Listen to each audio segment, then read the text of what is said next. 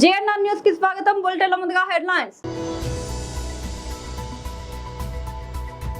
Shri C Anji Reddy గారు MLC గారి పత్రికా ప్రకటన.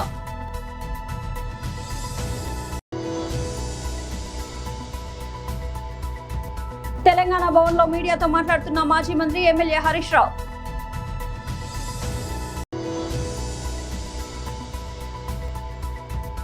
నెల్లూరు జిల్లా అధ్యక్షులు మాజీ మంత్రి Kakani Govardhan Reddy press meet.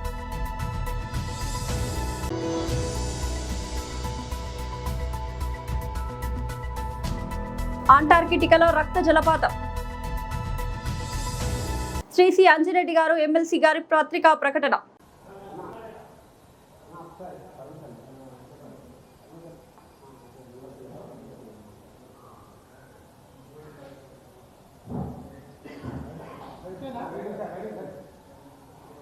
Media మిత్రులకు నమస్కారం. ఈరోజే మన ఆంధ్రప్రదేశ్లో విబి జి రామ్జీ పథకాన్ని కేంద్ర మంత్రివర్యులు శివరాజ్ సింగ్ చౌహాన్ గారు ప్రారంభోత్సవం చేయబడ్డది. ప్రతి రైతు పంట పండిస్తున్నప్పుడు రైతులు చాలా కష్టపడతా ఉన్నారు, కూలీలు దొరక చాలా ఇబ్బంది పడుతున్న ఉద్దేశంతోనే కేంద్ర ప్రభుత్వం చాలా ఆలోచన చేసి ఏ విధంగా అనుసంధానం చేయాలి, ఏ విధంగా ముందుకు పోవాలనే ఆలోచనతోనే రైతులు పంట పండిస్తున్నప్పుడు రైతులకు ఏది పనిహార పథకం ఏదైతే ఉందో హాలిడే ఇచ్చేసి ఈ వీళ్ళు బయటికి పోకుండా రాజధానికి రాకుండా పనిచేయాలనే ఉద్దేశంతోనే వాళ్ళకు హాలిడే ఇవ్వడం జరిగింది. అదేవిధంగా పనికి ఆహార పథకం ఏదైతే ఉందో గతంలో 100 రోజులు ఇచ్చిన పనికి ఆహార పథకాన్ని 125 రోజులు పెంచడం జరిగింది. అదేవిధంగా వాళ్ళ వేతనాలు కూడా పెంచడం జరిగింది. సుమారు 309 రూపాయల నుంచి 450 రూపాయల దాకా పెంచడం జరిగింది. తెలుగు దక్షిణ రాష్ట్రాల్లో తీసుకుంటే పుదుచ్చేరిలో 468, తమిళనాడులో 465 దాకా పెంచడం జరిగింది. తెలంగాణ విషయంలో తీసుకుంటే 309 రూపాయల దాకా పెంచడం జరిగింది. అదేవిధంగా విబి జి రామ్జీ ఏదైతే ఉందో వికసిత్ భారత్ అని ఈ కార్యక్రమాన్ని దేశం మొత్తం మీద ఏ విధంగా డెవలప్ చేయాలి, గ్రామ పంచాయతీ ఏ విధంగా డెవలప్ చేయాలి, ఏ విధంగా ముందుకు పోవాలనే ఆలోచనతోనే 17,000 కోట్ల రూపాయలు అదనంగా పెంచిన దాఖలాలు ఉన్నాయి. గతంలో 80,000 కోట్లు ఉండే దాన్ని 97,000 కోట్లు పెంచడం జరిగింది. ఇంకొకటి ఏంటంటే అన్నిటికన్నా ముఖ్యం ఏంటంటే రాష్ట్రాన్ని షేర్ చేయడం.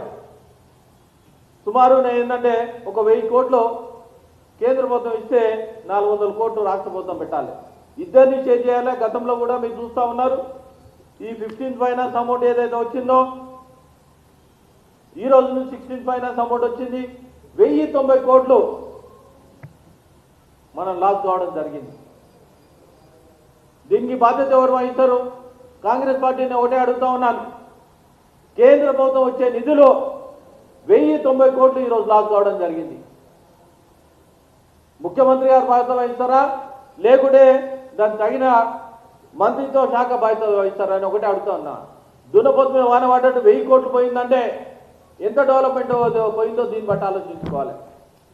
అదేవిధంగా ప్రధానమంత్రి సడక్ యోజన కింద 65,000 కిలోమీటర్లు శాంక్షన్ అయితే ఇంతవరకు దాని యూటిలైజేషన్ మన తెలంగాణలో కేవలం 5-6 వేల కిలోమీటర్లే తీసుకోవడం జరిగింది.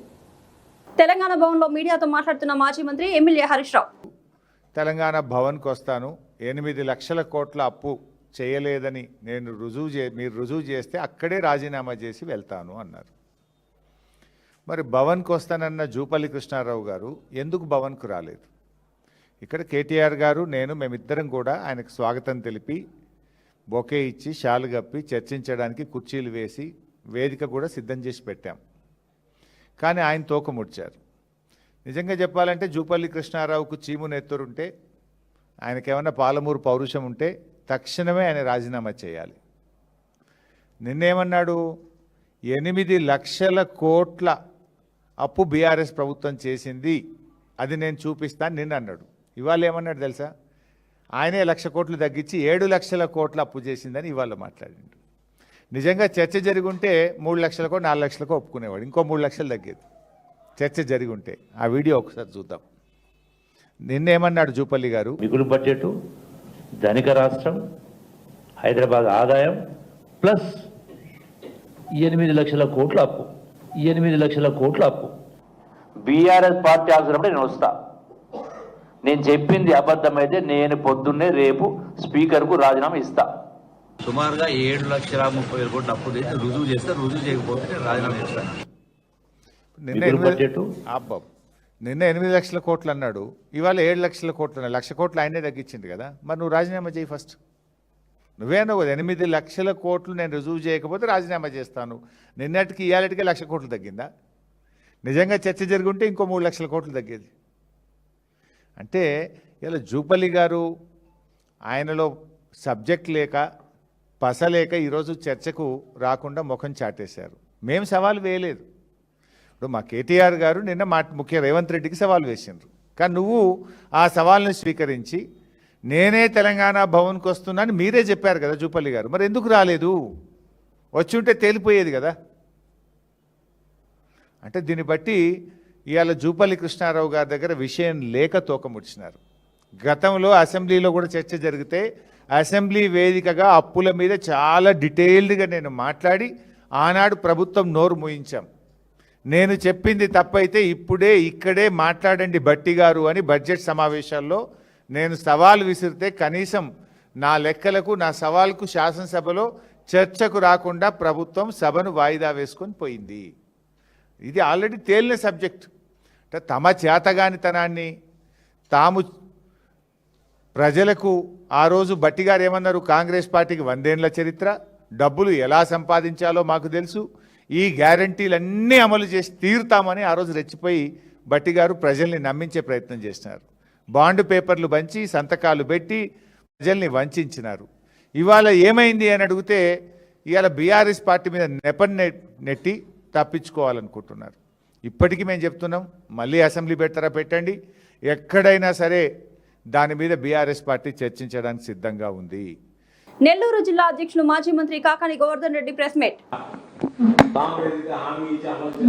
సంక్షేమ కార్యక్రమాన్ని అమలు చేయడమో సాధారణంగా ముఖ్యమంత్రులు రావడం అనేటువంటిది పరిపాటిగా మనం అందరం గమనించేటువంటి పరిస్థితి. అయితే ఈరోజు వాటికన్నిటికీ భిన్నంగా ఎక్కడా కూడా ఈరోజు చంద్రబాబు నాయుడు గారి పరిణామం నిన్న నెల్లూరులో చూసాం. చంద్రబాబు నాయుడు గారు నిన్న నెల్లూరు రావడం జరిగింది. అయితే చంద్రబాబు నాయుడు గారి పరిపాలన తీరు చూస్తుంటే చంద్రబాబు నాయుడు గారు రాష్ట్రంలో ఇప్పుడు ఎక్కడికి వెళ్ళినా సరే పాలన కన్నా కూడా ప్రచారానికి ఎక్కువ విలువ ఇవ్వడం, పరిపాలన కన్నా కూడా ఈవెంట్లకి ఎక్కువగా మోజుపడడం అనేటువంటిది మనం గమనించాం.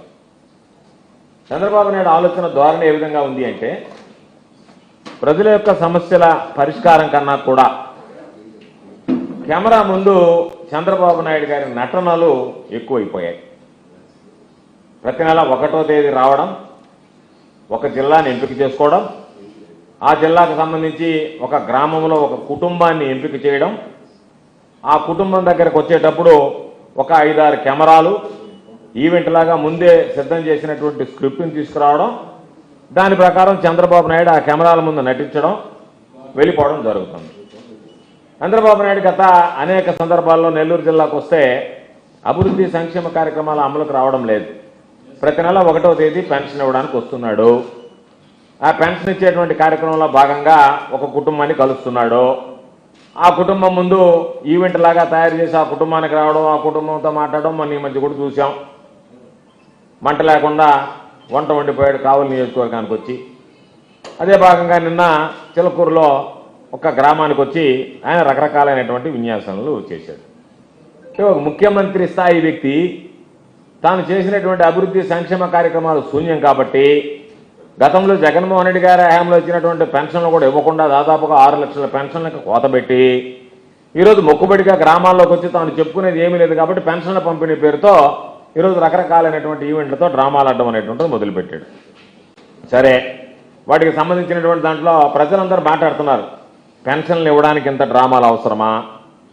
సూపర్ 6, సూపర్ 7 హామీలు ఏదైతే ఇచ్చాడో అది అమలు చేయాలని ఉండాలా లేదా? కాబట్టి ఒక కుటుంబానికి ఒక ఆటో ఇవ్వడం, వాళ్ళ దగ్గర కూర్చోవడం, అదేదో పెద్ద లబ్ధి చేకూర్చినట్టుగా దానికి పెద్ద బిల్డప్ ఇవ్వడం, దానికి సంబంధించినటువంటి దాంట్లో ఒక కుటుంబానికి ఒక ఆటో ఇస్తే లక్షలాది కుటుంబాలకు నువ్వు భరోసా కల్పించినటువంటి వ్యక్తిగా ముద్ర పడాలి అనేటువంటి, చిత్రీకరించుకోవాలనేటువంటి తపన తాపత్రయం పడుతున్నట్టుగా కనిపిస్తుంది. ఈరోజు జగన్మోహన్ రెడ్డి గారిని తిట్టేటువంటి రాజకీయాలు కావాలన్నా, ప్రజలు అడిగేది మా ప్రశ్నలకు సమాధానం చెప్పేటువంటి ముఖ్యమంత్రి కావాలన్నా అని చెప్పి ఈరోజు ప్రజలు అడుగుతున్నారు. ప్రపంచంలోని అత్యంత చల్లని ఖండమైన అంటార్కిటికాలో ఓ జలపాతం రక్తంలా ఎర్రగా ప్రవహిస్తూ అందరినీ ఆశ్చర్యపరుస్తోంది. దాన్ని చూసిన వారికి నిజంగానే మంచు కొండల నుంచి రక్తం కారుతున్నట్టే అనిపిస్తుంది. అయితే అది రక్తం కాదు. శతాబ్ద కాలంగా శాస్త్రవేత్తలను వేధించిన ఈ రహస్యానికి తాజాగా సమాధానం లభించింది. అంటార్కిటికాలోని టేలర్ గ్లేసియర్ నుంచి ప్రవహించే ఈ జలపాతాన్ని బ్లడ్ ఫాల్స్ అని పిలుస్తారు. దీని ఎరుపు రంగుకు కారణం ఇనుము అధికంగా ఉన్న అత్యంత ఉప్పు నీరు. మంచు అడుగున ఉన్న ఈ నీరు బయటకు వచ్చిన వెంటనే గాలిలోని ఆక్సిజన్తో ప్రతిచర్య జరిపి తుప్పు రంగులోకి మారుతుంది. అందుకే ఈ జలపాతం రక్తంలా ఎర్రగా కనిపిస్తుంది. ఈ నీటి మూలం టేలర్ గ్లేసియర్ కింద సుమారు 400 మీటర్ల లోతులో ఉన్న పురాతన సరస్సు. దాదాపు 15 లక్షల సంవత్సరాల క్రితం సముద్రపు నీరు మంచు కింద చిక్కుకుపోయి కాలక్రమంలో మరింత ఉప్పుగా మారిందని శాస్త్రవేత్తలు చెబుతున్నారు. ఉప్పు శాతం చాలా ఎక్కువగా ఉండడంతో తీవ్ర చలిలో కూడా ఈ నీరు గడ్డకట్టకుండా ద్రవ రూపంలోనే ఉంటుంది. వికారాబాద్ జిల్లా చౌడాపూర్ మండలం కొత్తపల్లి గ్రామంలో మిషన్ భగీరథ అధికారుల నిర్లక్ష్యం బయటపడింది. కొత్తపల్లిలో ఇంటి నల్లాల నుండి ఈకలు, జంతువుల కలెబరాలు, పెద్ద పెద్ద పురుగులతో కూడిన నీళ్లు రావడంతో గ్రామస్తులు ఒక్కసారిగా ఆందోళనకు గురయ్యారు. ఇలాంటి కలుషిత నీటిని తాగితే రోగాల బారిన పడి ప్రాణాలు కోల్పోవాల్సి వస్తుందని ప్రజలు తీవ్ర ఆగ్రహం వ్యక్తం చేశారు. కుళాయిల నుండి పురుగులు వస్తున్న వార్త వైరల్ కావడంతో వెంటనే అప్రమత్తమైన పంచాయతీ సిబ్బంది మిషన్ భగీరథ ట్యాంక్ ను క్లీన్ చేయించే ప్రక్రియను ప్రారంభించారు. ఇక నుండి ఇలాంటి ఘటనలు పునరావృతం కాకుండా ఉన్నతాధికారులు స్పందించి సంబంధిత సిబ్బంది నీటి ట్యాంకులను క్రమం తప్పకుండా పర్యవేక్షించేలా చూడాలని గ్రామస్తులు డిమాండ్ చేస్తున్నారు.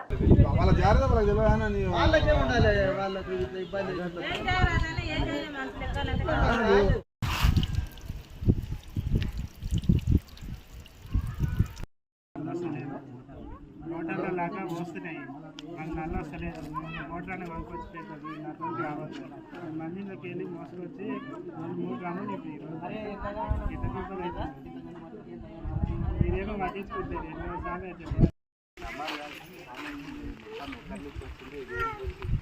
పైపు లీకేజ్ అయినాయా?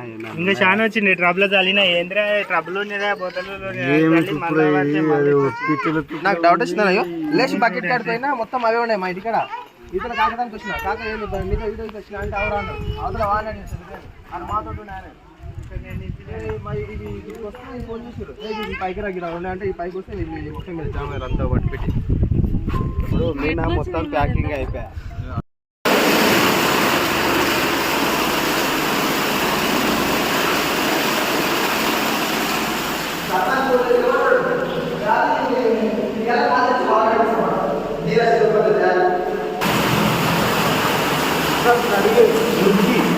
మొత్తం మురికి ఎడగడిగారు. అంతా పురుగులే. కోడి కూడా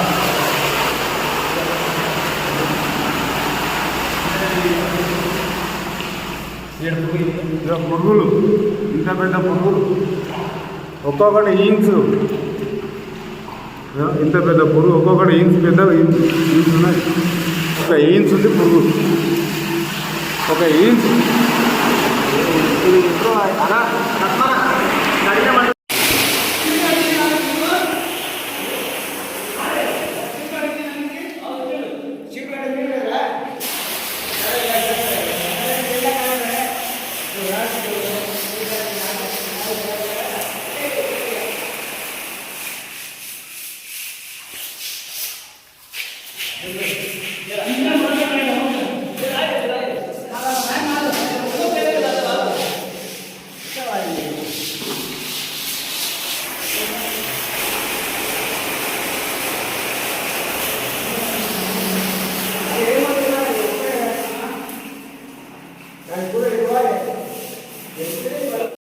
ఏం చేస్తుంది సార్, ఇప్పుడు మాకు నీళ్ళతో ఇబ్బంది ఉంది.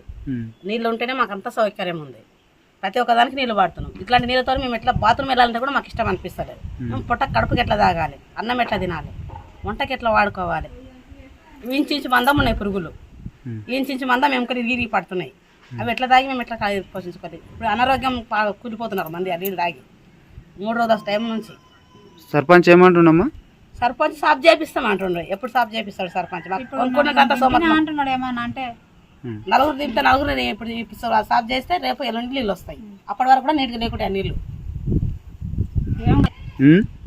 ట్యాంక్ అయితే మంచిగా కానీ ఏమన్నా డ్యామేజ్ అయితే వచ్చినాయి దానికి కడతలమే మాక అంటున్నాడు అట్లా అడిగితే.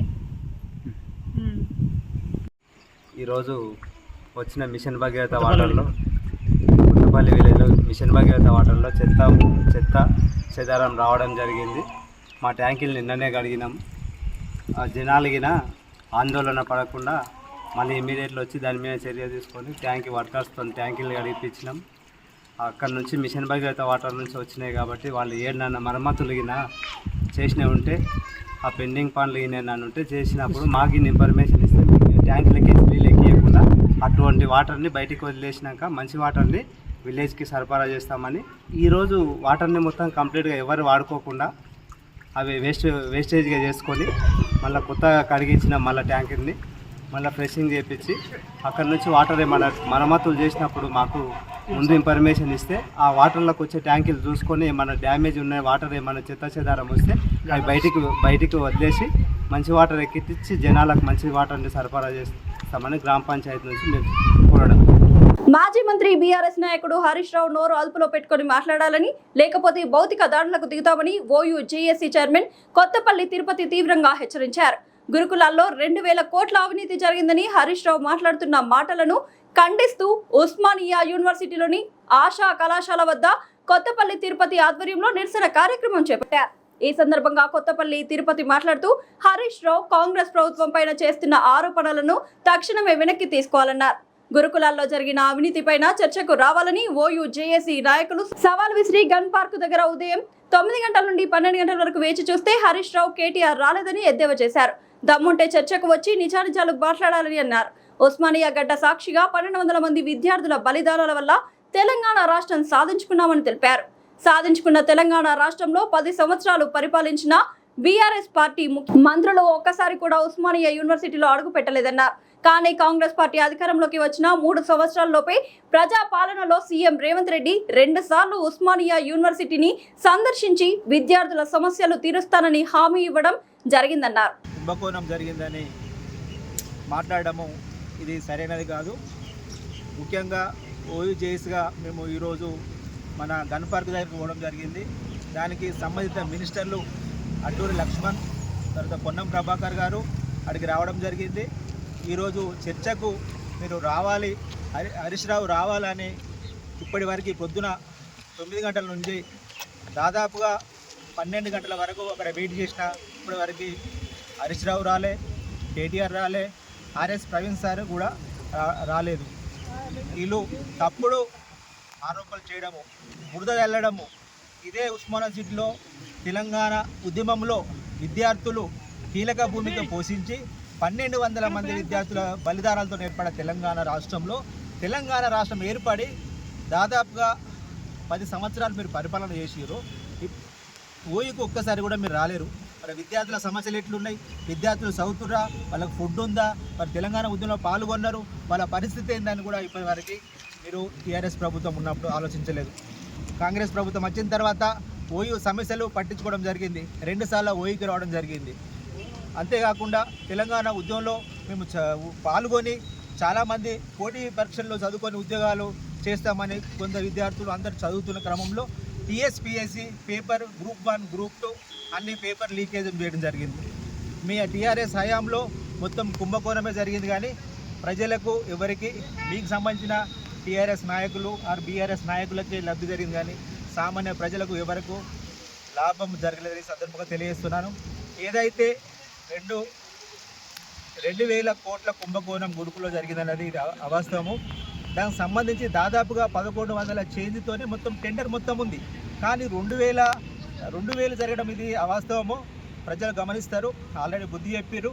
ఆల్రెడీ మీ సొంత మరదలే టీఆర్ఎస్ పార్టీలో ఉండే ఆమెనే పెద్ద దొంగ అని హరీష్ రావును చాలా చెప్పడం జరిగింది. పెద్ద దొంగ, ఆమె జాగ్రత్తగా ఉండాలి. కేటీఆర్ను అన్నది, హరీష్ రావును అన్నది. ఆమె సపరేట్ పార్టీ పెట్టడం కూడా జరిగింది. హరీష్ రావును నమ్మేటట్టు కూడా ఎవరు లేదు. హరీష్ రావు కూడా దీని గురించి కూడా మాట్లాడకపోతే బాగుంటుంది. రానున్న రోజుల్లో ఓయూ జేఏసీగా, ఓయూ విద్యార్థులుగా ప్రజలు కంపల్సరీ బుద్ధి చెప్తారు. నోరు జాగ్రత్త పెట్టుకోవాలి. హరీష్ రావు మరియు ఆర్ఎస్ ప్రవీణ్ సార్ లేని పక్షంలో పెద్ద ఎత్తున ఉద్యమం ఉంటుంది, భౌతిక దాడులు ఉంటాయి. నాలుక దగ్గర పెట్టుకుని మాట్లాడాలని తెలియజేస్తున్నాను. జై తెలంగాణ, జోహార్ విధాత మరవీరులకు. బులెటిన్ ముగించే ముందు హెడ్లైన్స్ మరోసారి. ఇది శ్రీ సి అంజిరెడ్డి గారు ఎమ్మెల్సీ గారి పత్రికా ప్రకటన.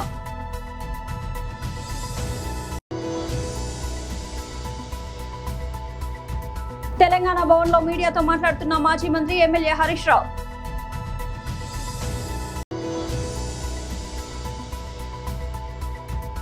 నెల్లూరు జిల్లా అధ్యక్షులు మాజీ మంత్రి Kakani Govardhan Reddy press meet.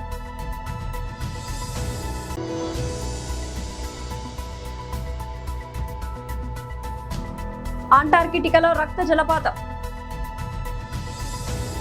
Bulletin update మరొక బులెటిన్ మళ్ళీ కలుద్దాం. అంతవరకు సెలవు.